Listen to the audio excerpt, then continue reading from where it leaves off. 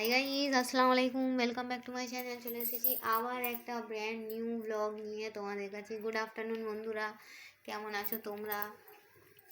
তোমাদের ভালোবাসায় আমিও খুব খুব খুব ভালো আছি।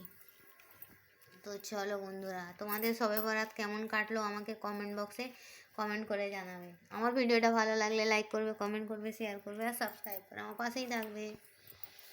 চলো বন্ধুরা, আজকের ব্লগটা হচ্ছে বিরিয়ানিওয়ালা ব্লগ। কালকে তোমার দাদাভাই খুব সুন্দর মাংস এনেছিল, পুরো বিরিয়ানির মতো মাংসটাকে তুলে রেখেছিলাম। আজকে আমি আমার ভাতটা বেড়ে নিয়েছি, দেখো, দেখেছো? দেখো, এই দেখেছো, দেখো বলে আর আমি কি দেখাচ্ছি তার নেই।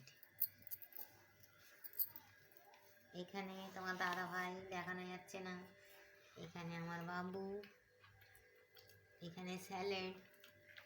আজকে স্যালাডে আছে শসা, টমেটো, পেঁয়াজ, কাঁচা লঙ্কা, পাতিলেবু আর গাজর। চলো, এই ছিল আমার গরমা গরম বিরিয়ানিওয়ালা ব্লগ। দেখো, এই আলু নিয়ে প্রথমে এইভাবে মেখে প্রথমে ফার্স্ট বাইটা, বিসমিল্লাহ, সেই স্বাদ।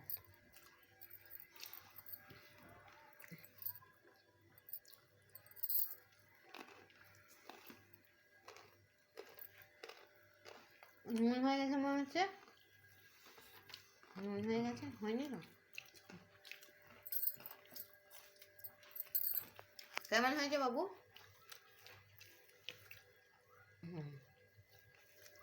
আপনি বলেন স্যার, কেমন হয়েছে? ভালো হয়েছে? বলো, দেখতে পাইনি। ভালো হয়েছে? তোমার দাদাভাইয়ের খুব জোর খিদে লেগেছে। তোমার দাদাভাইয়ের পথে দেখো কি সুন্দর একটা রোদ পড়ছে, দেখা আহা হা। আমার দাদাভাই আর আমার বাবু এক জায়গায় গিয়েছিল, খিদে পেয়েছে খুব জোর। খিদে পেলেই জানো, তোমার দাদাভাইয়ের একটা সিস্টেম আছে। তোমার দাদাভাই খিদে পেলে না একটু কাঁপে আবার। এই দেখো মাংস, আহা আহা।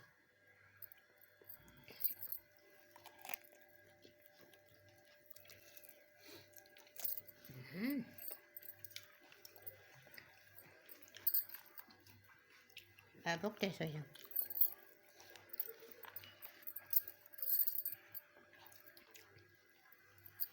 এইরকম গরম গরম বিরিয়ানি, নরম আলু আর এরকম নরম নরম মাংস, হাতে কার না ভালো লাগে বলো বন্ধুরা?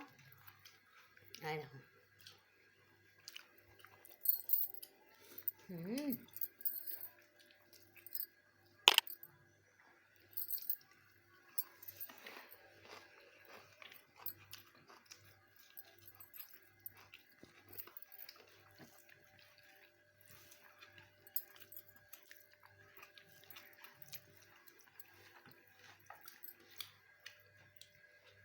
তোমরা কি দিয়ে লাঞ্চ করেছো বন্ধুরা? আমাকে কমেন্ট বক্সে কমেন্ট করে জানাও।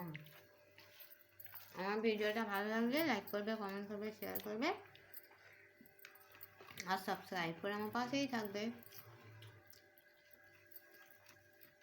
বিরিয়ানিতে মেন কী বলতো বন্ধুরা, যদি মাংসটা খুব ভালো হয় আর বিরিয়ানির চালটা আর কি তোমরা ঠিকঠাকভাবে ঝরঝরেভাবে নামাতে পারো, ও তাহলে আর কোনো কথা হবে না, ঠিক আছে? বিরিয়ানির চালটা ম্যাটার করে আর ভালো কোয়ালিটির মাংস, যেমন হাড়, চিকনা মাংস সব রকম মিশিয়ে যুগলবন্দি একটা মাংস পিস হবে, তখনই ভালো লাগবে বিরিয়ানির টেস্ট।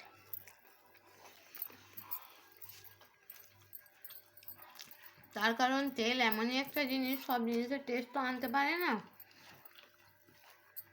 মাংসের মধ্যে যেই ফ্যাটটা থাকে না, সেই ফ্যাটটা যখন রিডিউস হয়, সেটা ভাতের সঙ্গে মেশে বা মাংসের ঝোলের সঙ্গে যখন তৈরি হয়, তখন সেটা নিজস্ব একটা টেস্ট,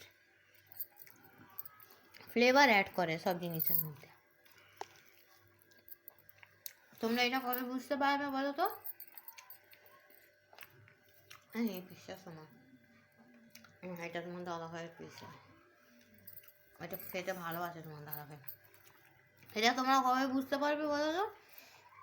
যদি তোমরা বাড়িতে বিরিয়ানি বানাচ্ছ সাপোজ, ঠিক আছে, একদম সিটে স্লাইস মাংস নিয়ে বিরিয়ানি রান্না করে দেখবে এই দিদিভাই ঠিক বলেছে কি ভুল বলেছে।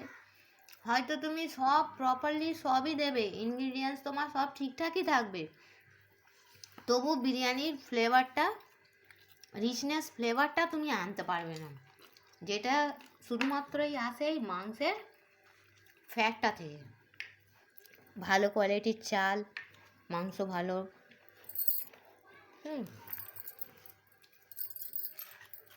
তো চলো, অনেকে আবার অনেক এটা খারাপভাবে নেবে না, বললাম বলে আমিও তো একটা রাঁধুনি, আমি নিজস্ব রান্নার মাধ্যমে যেটুকু আর কি এক্সপিরিয়েন্স করতে পেরেছি সোশ্যাল মিডিয়ায় আমার বন্ধুরা শেয়ার করি। কেউ আবার এইটাকে একটু জাজমেন্ট করবে না, ঠিক আছে বন্ধুরা? আমার প্লেটটা কেমন দেখাচ্ছে একটু বলবে তো? ব্ল্যাক কালার প্লেট আর তাতে হলুদ হলুদ বিরিয়ানি, বা বাবা মাশাআল্লাহ দেখাচ্ছে। তো চলো, এখানে আমার ছোট্ট মিনি ব্লগ থাকছে। থ্যাংকস ফর ওয়াচিং, আল্লাহ হাফিজ। আর হ্যাঁ, কে কে আমার সঙ্গে বিরিয়ানি খাবে চলে এসো, এখানে এক হাঁড়ি আছে, হাত প্লেটও খুলে দেখাতে পারছি না, কে কে খাবে চলে এসো।